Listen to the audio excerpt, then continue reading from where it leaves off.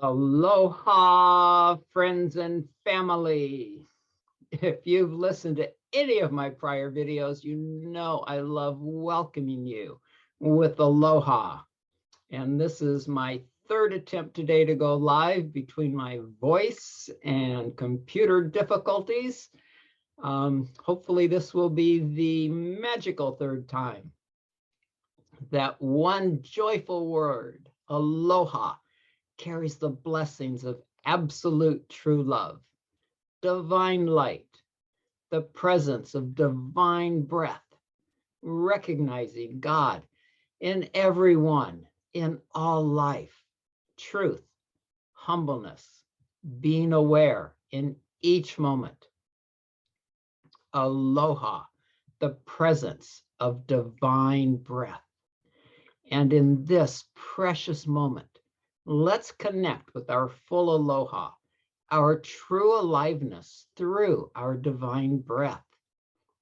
If it's safe to do so, I invite you to bring both hands to your heart and come totally present. Also, close your eyes. Be aware of your precious breath. Feel it entering and leaving your beautiful body.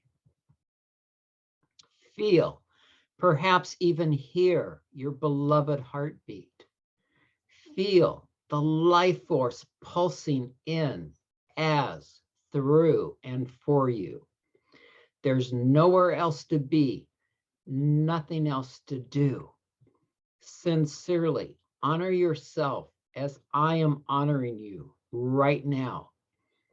As all your beloveds no longer blessing your life with their physical presence honor you. As your entire ancestral line honors you. Feel the love you are.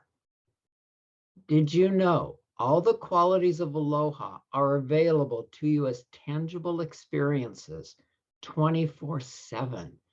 We just need to cultivate them.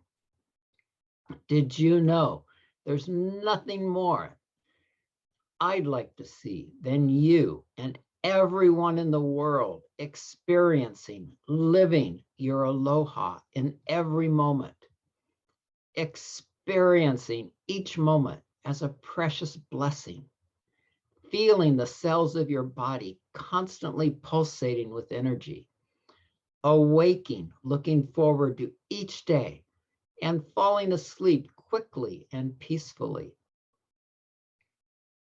Feeling, seeing, hearing, smelling, tasting, and sensing in all ways the magical, wondrous, miraculous beauty, diversity, and sheer magnificence of being an aloha-connected human, a blessing to yourself and everyone. I hope you can really feel those blessings as I say aloha again, as we continue to explore the grief of death and death of grief. This is to the next to the last blog in this series, and today's blog is entitled A Mother's Love. Each of the dozen or so times I've been blessed to assist and be with people as they left this world transformed every aspect of my being at the time. And my mother's was the most profound ever. If we haven't had the pleasure of meeting before, my name is Timothy, the Magical Kids Books creator. I've written more children's books than anyone alive, 86 to date, with more on the way. My entertaining and educational family stories and courses switch on the love, bliss, and brilliance genes in all generations. Even as you're listening now, your love, bliss, brilliance genes, and more are being activated. Stories have been used for generations to pass on blessings, seed generational wisdom, and trigger aha moments within listeners. Over the past 40 years, I've been blessed to help tens of thousands just like you leap over some of life's most difficult challenges with grace and ease, to experience the wonders of vital health, the freedom of financial wealth, the bliss of a quiet, focused mind, the joys of loving relationships, the infinite powers of their soul, and seeing their dreams come true. When you've gifted yourself the experience of listening to or reading this blog, head over to timothystutz.com, where you'll find guided meditations, exercises, fairy tales, songs, and more. Something for every member of your family to catapult you into living and thriving in more love, peace, bliss, and success. You'll find the link to all these freebies in the description box. In this next to the last video blog, A Mother's Love, I want to share the aloha blessing of being with my mom as she left her body. There's various pictures of my mom and my brother and myself behind me. That sacred, powerful, truly indescribable moment obliterated every remaining concept I held around death, who we really are, and what we are capable of whenever we exercise our full soul power. I'm going to share this in two parts, as both the context of our lifelong relationship and the events of her departure are important for you to receive the full impact of her blessing to me and you. My mom and I had a 62-year love, and I'll go so far as to say hate relationship. For me, the hate portion of that equation was more like intense anger, triggered by and carried decades within my inner child, primarily for the times my mom crammed bars of soap in my mouth as a young child. She called it washing my mouth out. Personally, I preferred toothpaste for washing my mouth, or plain water. Her idea of washing tasted more like the Tide laundry detergent, though it was Dove soap. These torturous moments were triggered by me saying things she didn't approve of, and the first time I flipped her the bird at age 4.5, because I was mimicking what kids at school did. I had no idea what it meant, nor did she care to find that out.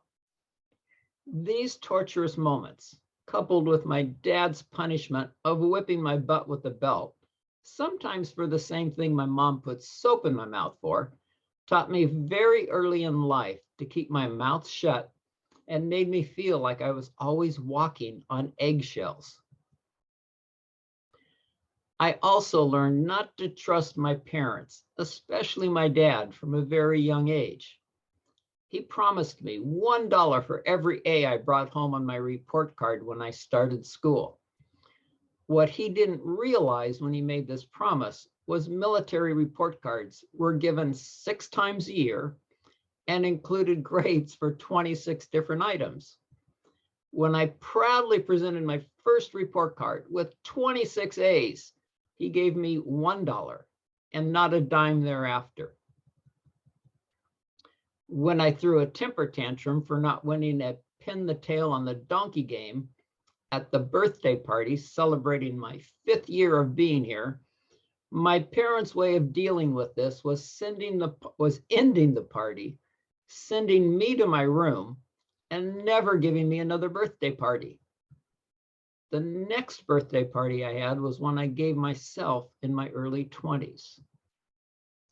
The hate portion of our relationship relative to my mom, which you'll see shortly why I say hate and not anger, most likely stemmed from not really wanting to be a mom deep down, never resolving her own childhood traumas, of which there were many, and getting lured into a marriage that was a con job from the start. I'm going to spare you all the details and sum it up by saying all this hate that she carried within her got leveled at me one day in my 50s with the laser-like beams of pure evil shooting from her eyes into mine. This was after 6 months of being her personal caretaker when she fell and needed a cast up to her hip, and triggered by her jealousy of a new love relationship I was in. That intense burst of evil energy, for which I was totally unprepared, sent shockwaves throughout my being. Along with her increasing levels of anger that couldn't be resolved, it resulted in me quickly moving out of the house we had been sharing as adults for the previous 20-some years. For 6 of those years, my grandmother was also living with us, which I shared about in part 1 of this series. This intense burst of energy not only resulted in my moving very quickly, but my mom also barely spoke to me for several years. My father, not speaking to me or even acknowledging I was alive for 8 years, had prepared me well for this round of rejection. I will speak to the blessings of this 8-year hiatus in a subsequent blog, as it proved to me that God can and does work miracles in the wink of an eye when least or not expected at all. Just like the various childhood punishments, this latest round didn't stop me from loving my mom. Unlike when I was a helpless child, I fully understood all the ins and outs of what was taking place. But like when I was a child, I was helpless to change them. It was something that she was going to have to resolve within herself. Again, I'm giving you this background as context for the incredible blessings we both received as she left her body and many times during her life. Also, please know that both my and my parents' childhood traumas were nothing compared to what many, many people on earth have faced and are facing in this moment. I've personally worked with adults who, as children, were rented out as sex toys, physically tortured with fire, witnessed human sacrifices, and others who suffered similar unthinkable atrocities. And as I shared in part 3 of this series, I also know that each of our lives is divinely set up and orchestrated to balance the karmas and learn the lessons we need to. We all seem to have embraced and chosen the most difficult things possible, the most difficult things to handle, but things that we can handle in this lifetime.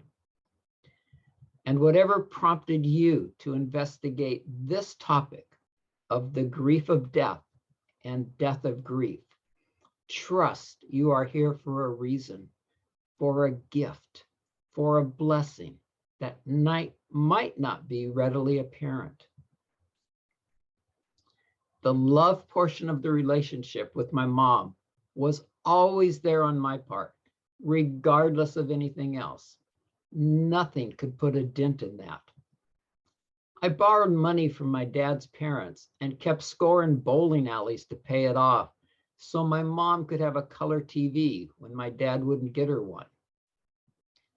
I begged her not to go back with my dad when he became physically abusive from drinking and had multiple affairs, telling her we would find a way to make it without him, even though I was only a young teen at the time. She was a stay-at-home mom till I was well through elementary school. She knew nothing about being a mom, but learned from reading, neighbors, her mom, and trial and error. As a toddler, eating in a high chair and playing with my food in a way she didn't like, she copied what she saw someone do on TV. She poured the bowl over my head.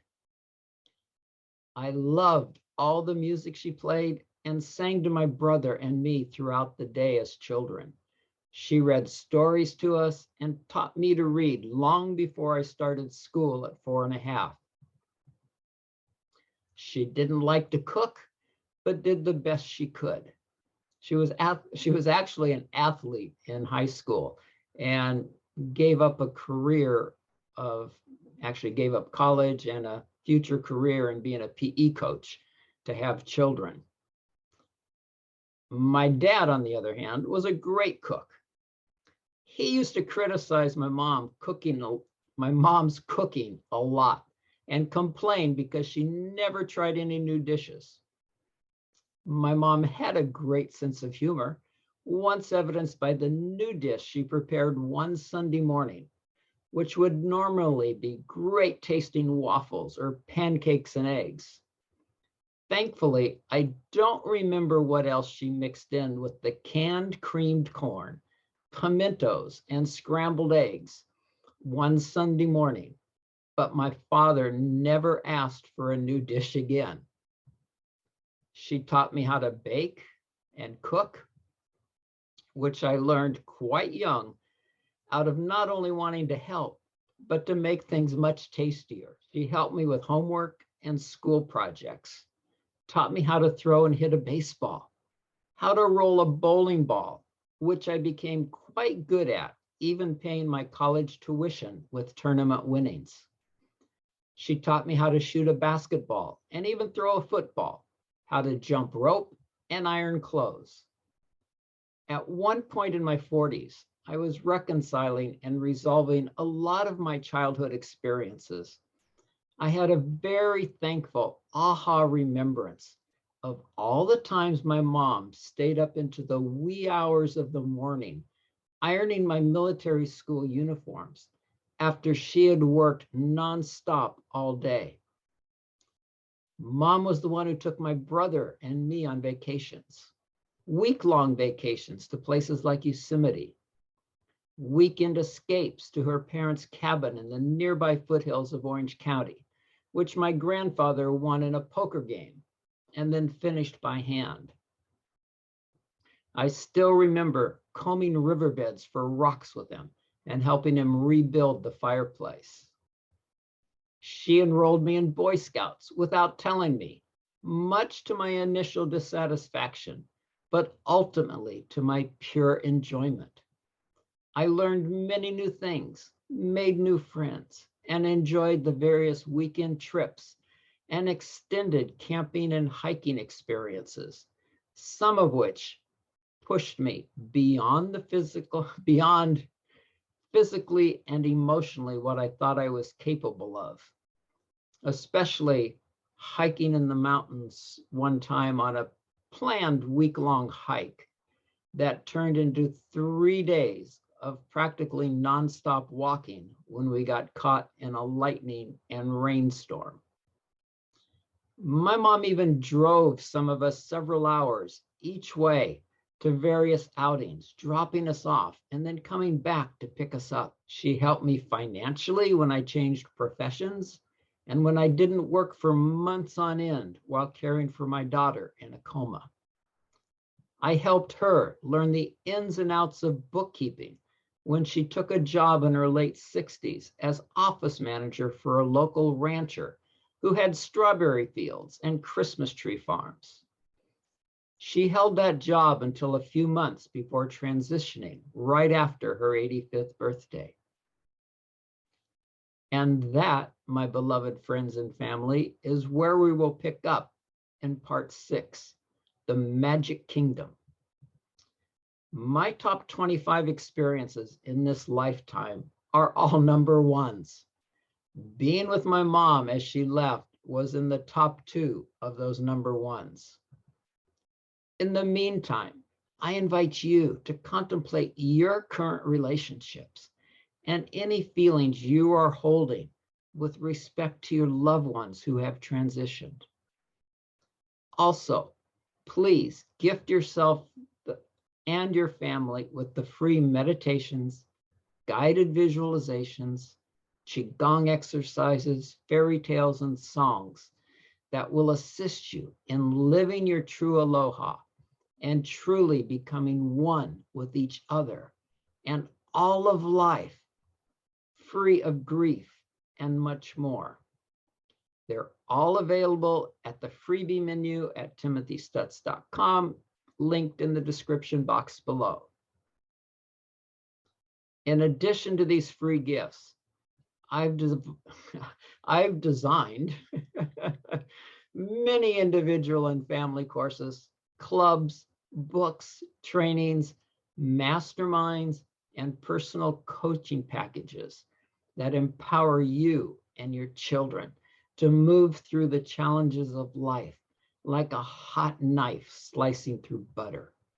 These are fun, experiential, time-tested programs that don't require hours of endless study to get the results you crave.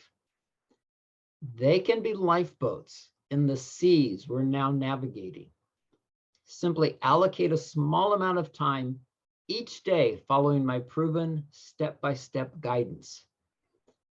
If you have any questions about which of these programs can best serve you right now, I'd love to talk with you.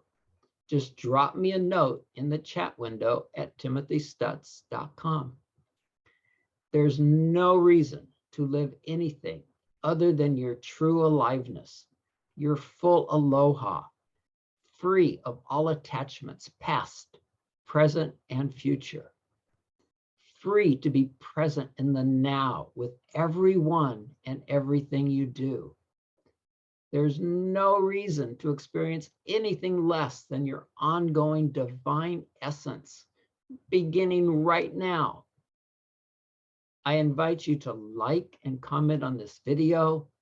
Please share it with your friends and family. Let's give everyone an opportunity to experience their true aliveness, their full aloha, their full freedom. Let's create, co-create a world of aloha with all my blessings for aloha peace, love, vibrant health and bliss, wrapped in an infinite rainbow of miraculous, magical miracles for you, your children, and your family. Aloha and mahalo for tuning in, for being here now. Happy, joyful, blissful, forevermore. I love you. I love you, Mom. And I look forward to being with you in the next installment of these blogs. Blessings, blessings, blessings.